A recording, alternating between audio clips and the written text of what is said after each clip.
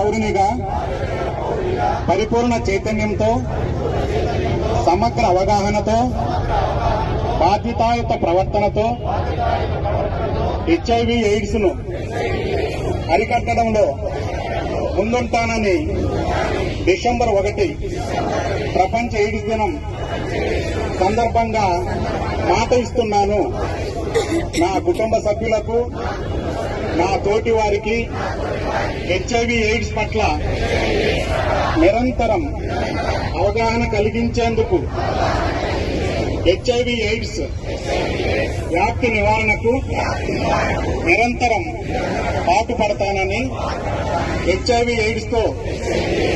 జీవిస్తున్న వారి పట్ల ఆదరణ భావం కలిగి ఉండి వారిలో ఆత్మవిశ్వాసం పెంపొందిస్తూ వారి పట్ల